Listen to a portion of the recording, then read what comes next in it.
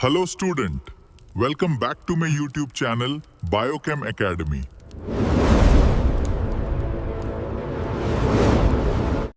जयांग में पुष्पमाला जननांग में, ठीक है, जिसमें वर्तिका वर्तिकाग्र और क्या कहते हैं अंडाशय के बारे में पढ़े थे। ठीक है, आज हम लोग कुछ और चीजों को पढ़ेंगे जिसमें आपको बताया गया था कि युक्त अंडापी क्या होता है। ठीक है, आप लोगों ने पूछा था। ठीक, तो हम लोग क्या करेंगे इसके बारे में पढ़ेंगे। चलिए हेडिंग डालिए युक्त अंडापी और इसी को देखते हुए आगे बढ़ाया जाएगा। चलिए देखिए, क्या बताया था कि युक्त अंडापी एक ऐसी व्यवस्था होती है, ठीक है, ऐसी व्यवस्था होती है जहां पर पुष्प के मादा जननांग यानी कि स्त्री केसर, ठीक है, स्त्री केसर को एक तरीके से पुष्प का मादा जननांग केंद्र भी क्या कहते हैं, अंग या केंद्र भी इसको कहा जा सकता है कि बड़ी व्यवस्था में या बड़ी अवस्था में क्या होते हैं, एक जगह पर संयुक्त होते हैं या फिर इकट्ठा होते हैं। ठीक है, जैसे यहाँ बताया गया स्त्री केसर में कि जो आपस में क्या होते हैं, जुड़े होते हैं, तो यानी कि बहुत भारी मात्रा में क्या होते हैं, एक जगह पर इकट्ठा होते हैं, तो इसे क्या कहा जाता है, युक्त अंडापी कहते हैं।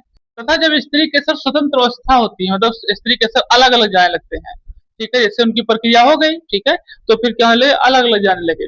जब अलग जाते हैं तो इसे क्या कहते हैं, पृथक अंडापी कहते हैं। ठीक है, जब ये एक जगह इकट्ठा होते हैं तो उसे यानी कि मादा जननांग में जगह इकट्ठा होते हैं तो उन्हें क्या कहते हैं, युक्त अंडापी, और जो अलग हो जाते हैं तो उन्हें क्या कहता है, पृथक अंडापी। ठीक है, इस तरीके से इसको क्या कहते हैं बताया जाता है। तो ये आपका हो गया। अब हम लोग जानेंगे बीजांड के बारे में, जो कि वहां पे लिखा था। ठीक है, लिखिए बीजांड। ठीक, ये बताया जाता है,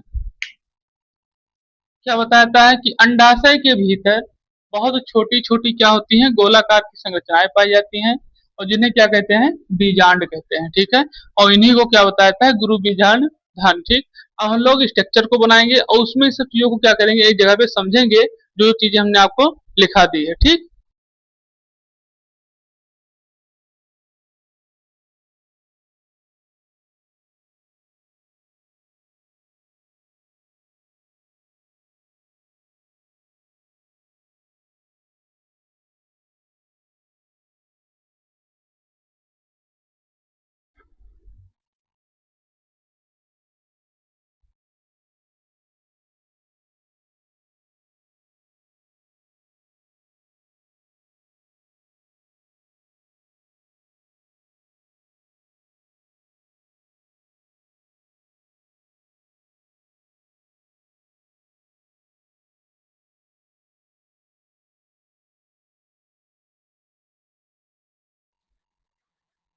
चलें देखते हैं।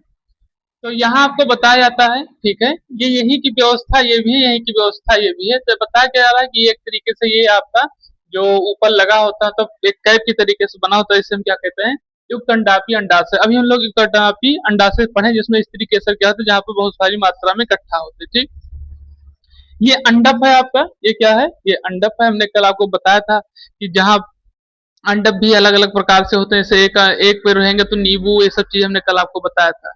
हाँ, अब ये दिया गया है जो आपका, ठीक, ये क्या दिया गया है, ये एक तरीके से एक समान ज्यांग की अनुप्रस्थ काट है। ठीक है, जो जननांग होते हैं, ठीक है, या फिर जो जननांग कहें, जो जयांग होते हैं पुष्प का जो जननांग केंद्र, ठीक है, माल जननांग, ये व्यवस्था इसमें बताई जाती है। तो इसमें होती क्या क्या चीजें, ये है आपका वर्तिकाग्र, ये है परागनली, ठीक है, ये ऊपर जो लगे होते हैं, आपने देखा होगा गुड़हल के फूल में ऊपर पीले पीले जो लगे रहते हैं, ठीक है, उन्हें कहा जाता है वर्तिकाग्र। फिर बीच में उनके जो फिलामेंट के रूप में रहते हैं, हमने बताया फिलामेंट के रूप से जुड़े रहते हैं, वो होते हैं आपके क्या, परागनली। जो उसके बाहर की लेयर होती है उसे वर्तिका कहते हैं। अभी कोई पेड़ लाए तो दिखाते हैं आपको। ठीक, ये अंदर की तरफ जो रहता है उसे निभाग कहते हैं। उसके भी अंदर जो आपका होता है बीजांड काय पाया जाता है। उस बीजांड काय जहाँ उपस्थित है उसके ऊपरी लेयर को अंडाशय कहते हैं। ठीक है, और फिर अंडाशय में कई प्रकार के क्या होते हैं, व्यवस्थाएं पाई जाती हैं। ठीक है, जिसमें ये आपका होता है भ्रूण कोश, ठीक, जैसे हमने आपको बताया था, भ्रूण यहाँ पे निर्माण होता है एक तरीके से, ये व्यवस्था कहते हैं उसको ध्रुवीय केंद्र। ठीक है, फिर जहां से ये जुड़े रहते हैं, क्या जुड़े रहते हैं, आपकी पराग नली जुड़ी रहती है जिस उसे क्या कहते हैं, केंद्रक के रूप में, उसे एक तरीके से वो अंडाशय समुच्चय कहते हैं, जो समझ पर अंडाशयों का क्या होता है, इकट्ठा होने का मतलब, जहाँ पे इकट्ठा हो समुच्चय इकट्ठा होंगे, ठीक है, समुच्चय मतलब होता है इकट्ठा होना। तो यहाँ आपका क्या होता है, अंडा समुच्चय होता है। ये उसके बाह्य दल होते हैं। बाह्य दल हमने आपको बताया था, जो एक तरीके से क्या कार्य करते हैं, सपोर्ट का काम करते हैं। हमने जब पुष्प की संरचना पढ़ाई थी तो उसमें आपको बताया था बाह्य दल पुंज, याद होगा आप लोगों को, दल पुंज, ठीक। तो वहां पे हुए होता है, ये उसके नीचे लगे रहते हैं। आपने देखा होगा कि गेंदे के फूल को जो आप पत्तियों को पूरा निकाल ले तो अंदर कुछ सोक्ते जैसा लगा रहता है, ठीक है। पुष्पासन उसे कहा था, उस पे पुष्प एक तरीके से आसन के रूप में बैठे रहते हैं, ठीक। पुष्पासन उसे बताया जाता है। पुष्प वृंत पाया जाता है, जिससे टहनी के रूप में जुड़े रहते हैं।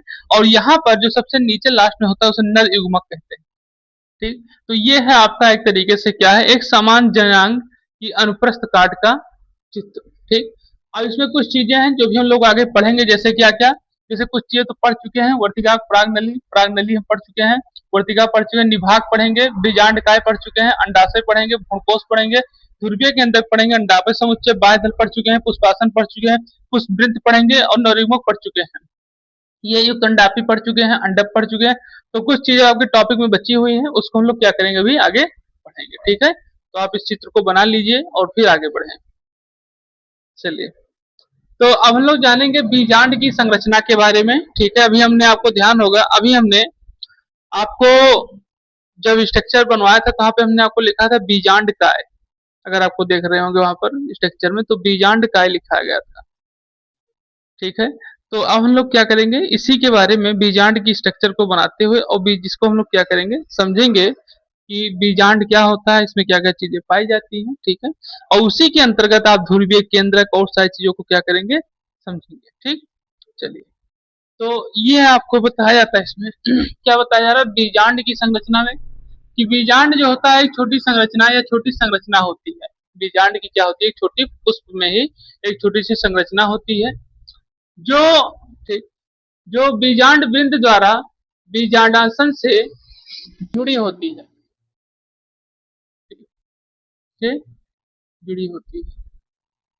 बीजांड का वह भाग जिसे बीजांड वृंत से जुड़ा होता है, जिससे बीजांड वृंत क्या होता है, जुड़ा होता है, ये बीजांड वृंत क्या होता है, जुड़ा होता है, उसे क्या कहते हैं, नाभिक कहते हैं, ठीक।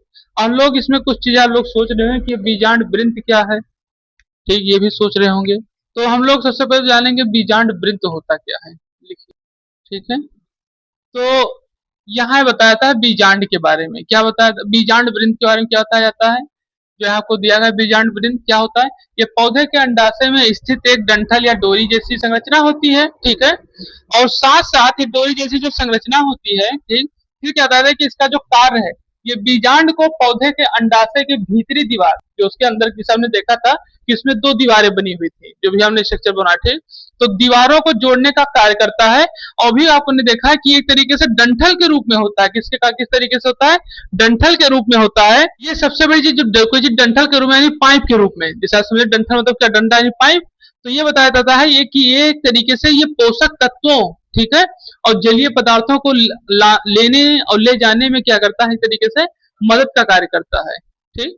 ले जाने में, लाने में क्या करता है, पोषक तत्व या फिर पानी को एक तरीके से परिवहन करने में या ट्रांसपोर्ट करने में क्या करता है, ये मदद करता है। जैसे आप कुछ दिया ना डंठल या फिर डोरी के आकार में, तो ये भी कार्य करता है। ये क्या करता है, पोषण तत्व, ठीक है, पोषण तत्व को और फिर पानी को, जल को भी लाने ले जाने का क्या करता है, ये कार्य करता है। ध्यान रखिएगा, बीजांड वृंत में जो डंठल के रूप में पाए जाते हैं उन्हीं को बताया जाता है, ठीक।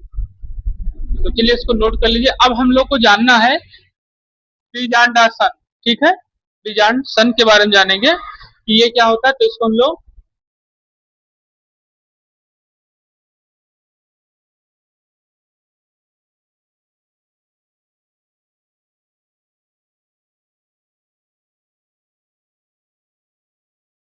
चैनल को लाइक करें, सब्सक्राइब करें, शेयर करें और कमेंट करें।